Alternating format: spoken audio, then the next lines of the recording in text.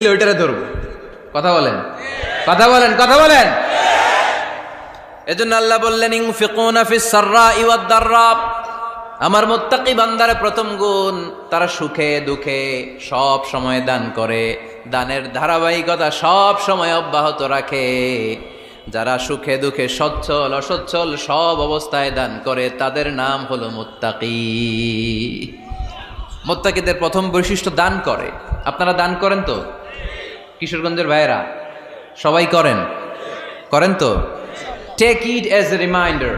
আজকের এই আলোচনাটা একটা রিমাইন্ডার হিসেবে নেন। যাদের দান করতে একটু সমস্যা, মনে থাকে না, অলসতা বা একটু কিপটামির মনোভাব আছে, এই কিপটামি কৃপণতা ভুলে যান।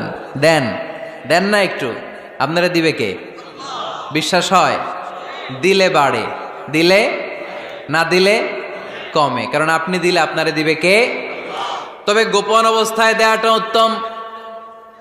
প্রকাশ্য দান করলে আল্লাহ কবুল করেন, ওইটাতেও সওয়াব আছে, কিন্তু গোপনে দান করলে বেশি খুশি হয় কে?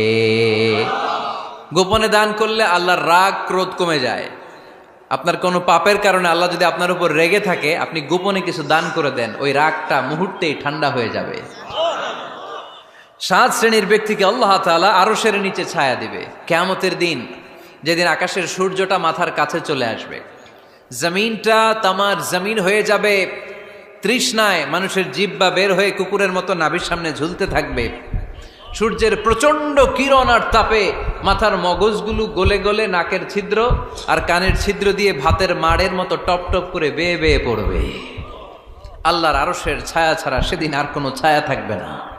বিষ্ণু বললেন 7 শ্রেণীর ব্যক্তিকে আল্লাহ তাআলা সেদিন আরশের নিচে ছায়া দিবে। তার মধ্যে থেকে 1 শ্রেণীর ব্যক্তি, কিশোরগঞ্জের ভাইয়েরা খেয়াল করে শুনেন, তার মধ্যে 1 শ্রেণীর ব্যক্তি হচ্ছে রাজুলুন তাসাদ্দাকা বিসাদাকা ফাআখফাহা।